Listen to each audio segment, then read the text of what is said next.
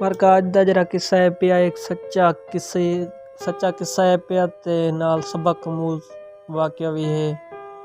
नसीहत ते पई लुकमान हकीम दी। लुकमान हकीम एक बार पुत्र को आदा पै के बेड़ा जेरी भी करते तो कोई मुसीबत आवे जैम वेले भी आवे जिस टाइम ही आवे जे जी होवे मुश्किल होवे आसान होवे तकलीफ वाली होवे ता उनको किडे ये ना आखे के दिल च भाई मैं ते क्यों मुसीबत है ये मैं ते क्यों ये तकलीफ है ये क्यों आजमाइश है ये ओ एक जॾहिं कोई अल्लाह ताला आजमाइश भेजेंदा है ता ओ बंदे दी कोई भलाई किते होंदी है उस कोई राज होंदा है। पुत्र हुंदे लुकमान हकीम दे पुत्र ये गाल सुन के ते बड़ा हैरान थे। वहाँ के बाबा मैं किवें समझा कि मेरे किते भाई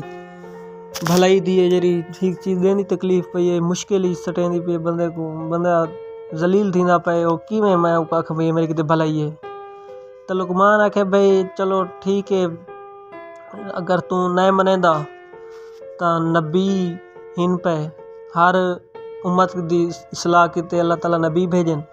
जुलदे हैं सही नबी कोलों ते उंदे कोलों जरे नहीं दी सलाह कर गिंदे हैं पुछ गिंदे हैं ये चीज़ां तक पता लग वैसी। तो वहाँ के ठीक है दुए हुण लुकमान ते उंदा पुत्र ओ अपने खच्चर घिन के खच्चरां ते चढ़ के ते टुर पैन वेंदे पैन कोई टोटा सफ़र कीते ने ता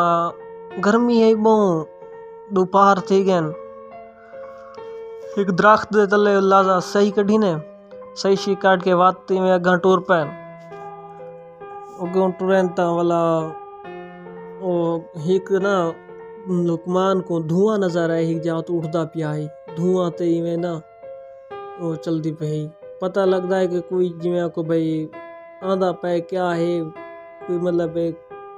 क्या थी ना पे पता नहीं लगता सिर्फ धुआं रिजा उठदा। ता लुकमान पुत्र को दसा है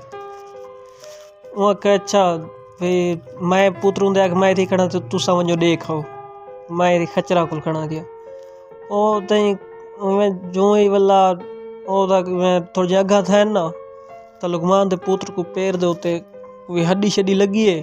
ओ ता खून उड़ा है उनका पुत्र डठा गए लुकमान फौरन पीछा है वापसी ते पुत्र को चाह के ते वाला ओ अपना उनकी हड्डी कड्डी सी हड्डी काट के ते वाला रोवण पाए गए जै वेले रोंदा बैठा ही ता उनके हंजू जो डठे ना कतरे ओ उनके पुत्र दे चेहरे ते आन जो ही उनके पुत्र दे चेहरे ते उनके हंजुआं दे कतरे आन तो उनके पुत्र दी अख खुल गई है उनकी अख खुली है वाला वो डिठा है प्यू को डिठा तो रोंदा बैठा है वो पूछे बाबा हुणे तुसा आखे भाई कोई तक आजमाइश होवे कोई अगर मुश्किल आ वजे ता बंदे को मायूस नहीं थी होना चाहिए तुसा वाला हुण रोंदा बैठे वे वहाँ का बचड़ा गाल है कि तू मेरी औलाद है औलाद दा दर्द कोई माँ प्यो नहीं बर्दाश्त कर सकता तू तकलीफ ही मेरे कोई नाल तकलीफ थी पे ता वास्ते मेरे को रोवण आ गए ता वास्ते ना मैं रोंदा बैठा। अच्छा वहाँ कहते हुण ये तुसा हुणे मेरे को आखे भाई आजमाइश भलाई किते होंदी हुण आजमाइश आ गई है ते अगर तुसा अगर हुण इत्थे ही बैठे रहने असां दुहें ता त्रे कुल भूख कुल मरदे हैं गर्मी है पे उतों अगर तुसा मैं छोड़ के अगा वेंदे वे ता वाते मेरा इनो काम खराब है मैं ना टुर सकता मैं इतना भूख कुल मार वैसा तो आगे प्यू आखे नहीं कोई मसला नहीं अल्लाह दी आजमाइश होंदी है बंदा दे गिंदा है तई में कुछ लाजा गुजरदा है में एक बना गाली करेंदे बैठे होने तही कि में चेहरा खूबसूरत में ज़हर थींदे चेहरा जो ही ज़ाहिर थींदे ते लुकमान उनके को पुछदा है भाई तू कौन है तो वो आता भाई मैं ना अल्लाह दा फरिश्ता हाँ ते मैं इत्थे थोड़े को पैगाम घिन के आया हाँ वहाँ केरा पैगाम वहाँ के पैगाम ये है कि तुसा वेंदे पे आवे जरी बस्ती च वो बस्ती थी नहीं पे तबाह ते वाला मैं अल्लाह कोलों कीती है दुआ मंगी है मैं कि भाई या अल्लाह ये डू आंदे पैन जेरे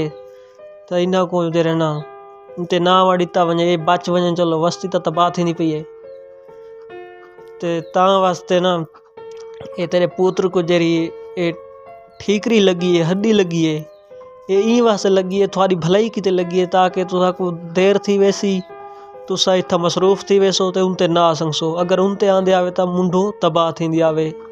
ना जिंदगी बचदी ना कशे बचदी ये ता वास्ते थोड़ा गुडे पुत्र को ये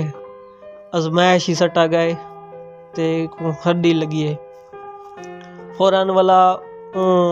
जरा फरिश्ता आई उनके पैर ते हाथ लै पैर ठीक थिया गए